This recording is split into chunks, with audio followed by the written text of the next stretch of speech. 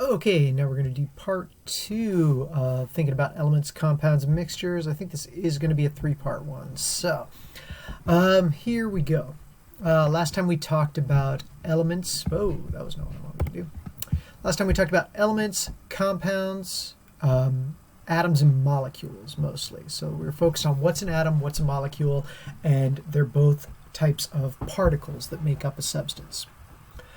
So now that we're looking at this, we're thinking about when we look at the codes, how do we know when something is, when the atoms are touching, when they have a chemical bond? And so when we look at this, we look at like RSQ, we have those two are touching. TSQ2R, those are all touching. SQR3, TSQ, SQ2. So here's how we think about this. We represent their touching by placing the codes right next to each other or using subscripts, right? So SQ2, I don't have SQ right next to each other, but I have the little 2 right there letting me know that they're touching. When I have the R and the SQ right next to each other, and I guess by that I mean with no spaces, right? Switch that, just because double caps is bothering me. When I have RSQ, I know that they're together. And then how do we know that they're not touching? We see that they're separated out. The codes are separated. Usually by an ampersand. So that's the name of the symbol, the ampersand right there. Okay? So that means and, right? So if I've got T and RSQ and R, that means I have some T by themselves, I have some R by themselves, and I have some RSQ molecules, right? So I have SQR3 and TSQ, right? So that's something to think about. And then we're going to think about, there are 3 drawings that are labeled question marks. So what would we call this one? All right, so I'm going to insert a text box here real quick. So this one, what would we call this? We would call this, what symbols are in there? There's just the triangles. Triangles are represented by a T. So let me do that. So we've got T right here, right?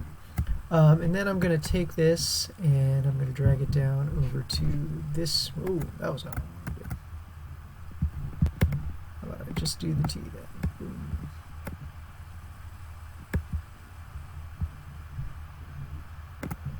All right, so this one is not going to be T, but what is in this thing?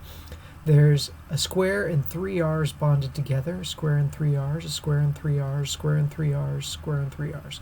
So I've seen that before. That's down here. That's SQR3.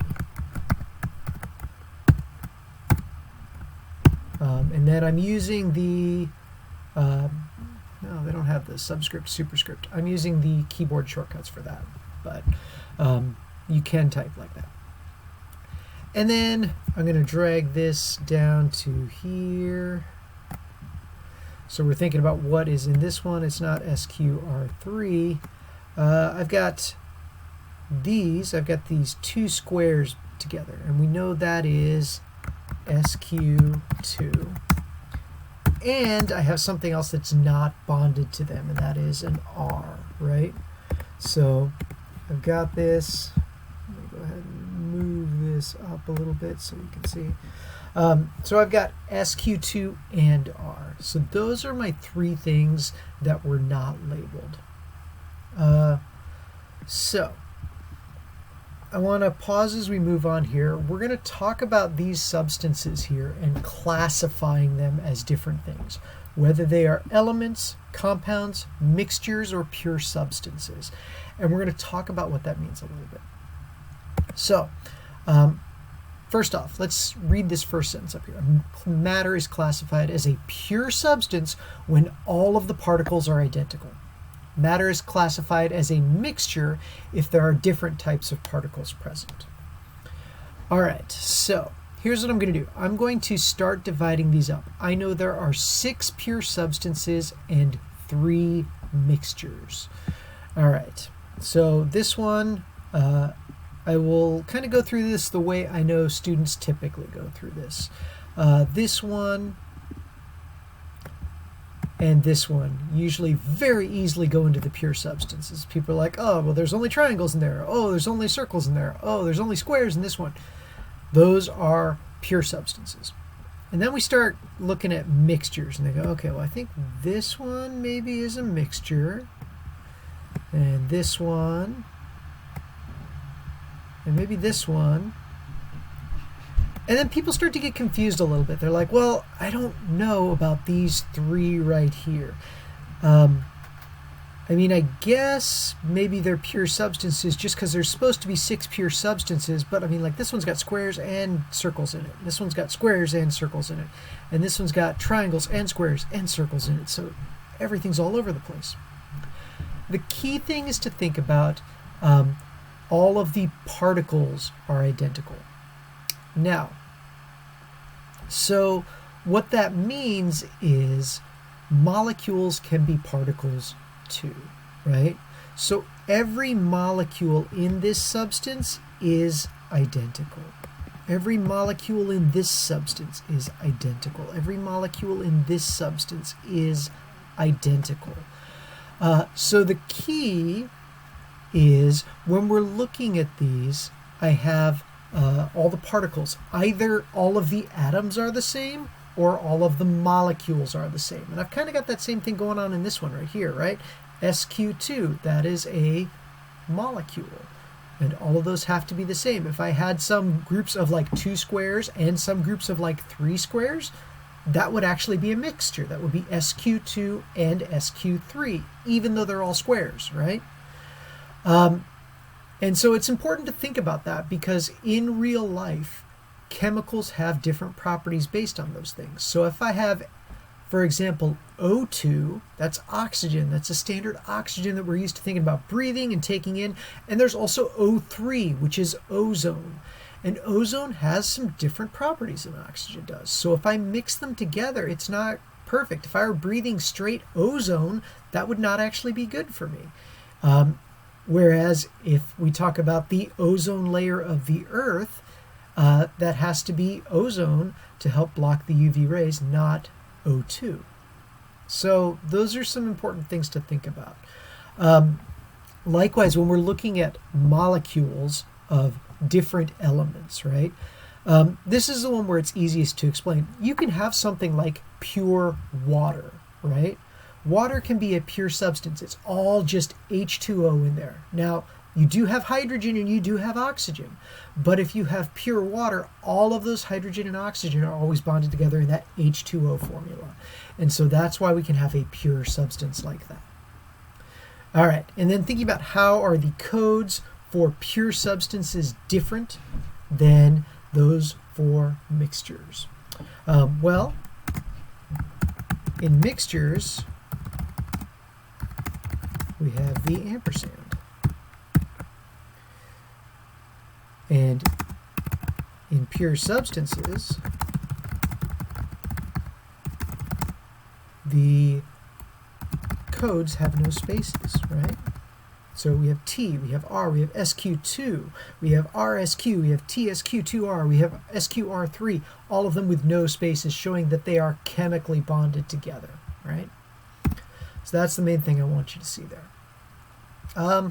Well, I'm going through this pretty quick, so I might get all of this into one video. I just got 2 more slides we want to do. So now what we're going to do is we're going to look at the pure substances, and we're going to divide them up into elements and compounds.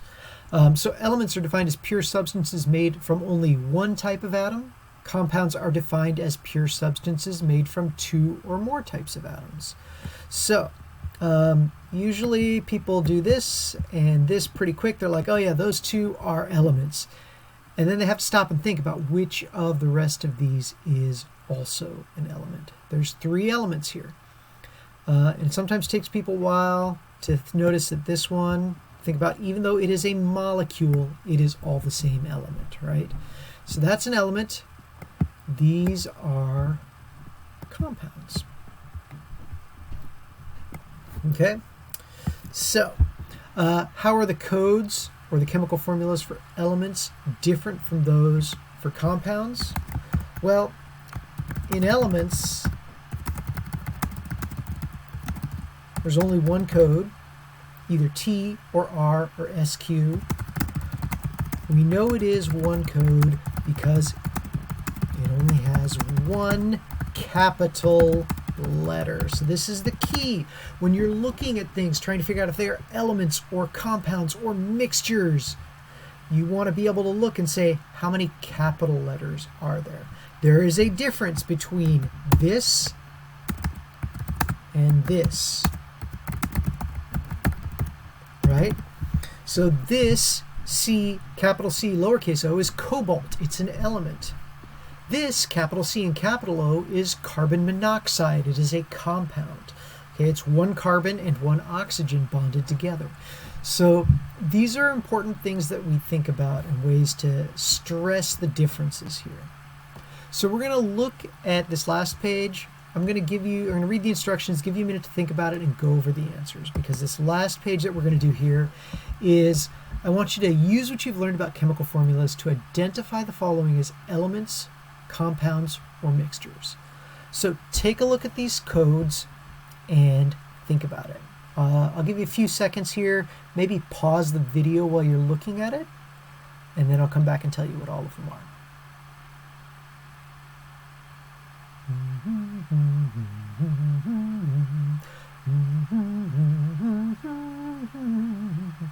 All right, so here we are. This one right here, this is an element. This one is a compound.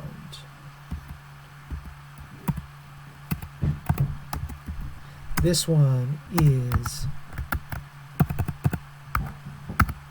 a mixture.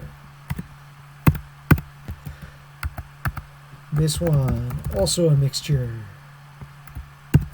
This one, compound.